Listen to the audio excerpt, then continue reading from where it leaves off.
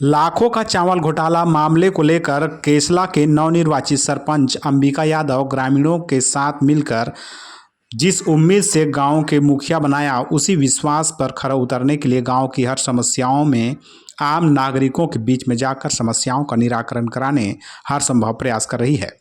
आज उसी क्रम में ग्रामीणों के राशन पर डाका डालने वाले की शिकायत के बावजूद अब तक कार्रवाई नहीं होने पर भ्रष्टाचारियों को खाद्य विभाग का खुला संरक्षण की वजह से गांव में तनाव की स्थिति निर्मित हो गई है।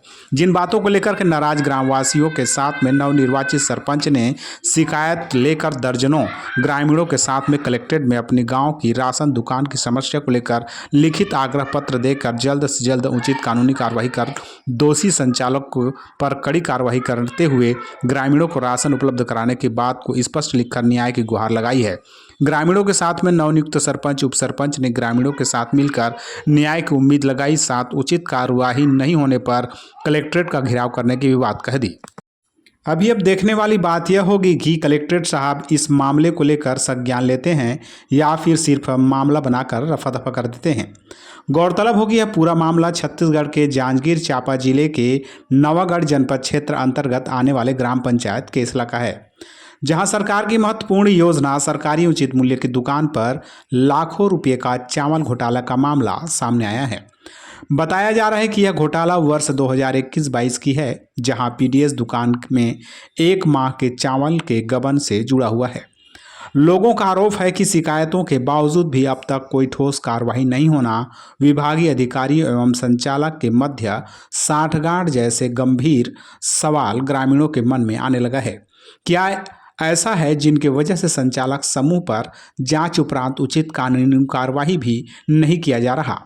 वहीं संबंधित अधिकारी की इस कार्यप्रणाली सवालों के घेरे में आ रहा है। इस मामले को लेकर ग्रामीणों में काफ़ी आक्रोश व्याप्त है। ग्राम पंचायत केसला के वर्तमान सरपंच अंबिका यादव ने ग्रामवासियों के साथ में कलेक्ट्रेट कार्यालय पहुंचकर खाद्य विभाग और एसडीएम के नाम पर ज्ञापन भी सौंपकर कार्रवाई की उम्मीद तो टिकाए बैठे हुए हैं।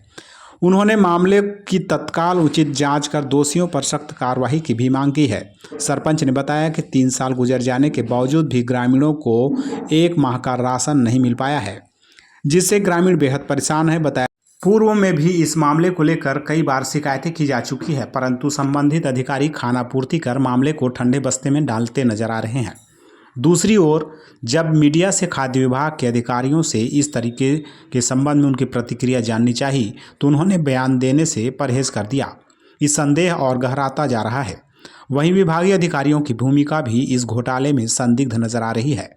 अब देखना होगा कि कलेक्टर स्तर पर हुई शिकायत के बाद प्रशासन इस गंभीर मामले को लेकर क्या कदम उठाता है और क्या ग्रामीणों को न्याय मिल पाएगा या यह मामला भी अन्य शिकायतों की तरह फाइलों में ही दब के रह जाएगी। ये प्रशासन की ओर से कार्रवाई तय करेगा कि किस तरीके से आगे की रणनीति होगी। बहरहाल आप देख रहे हैं GMB news Janjgir Champa, bureau Chandrashekhar Baret की खास खबर।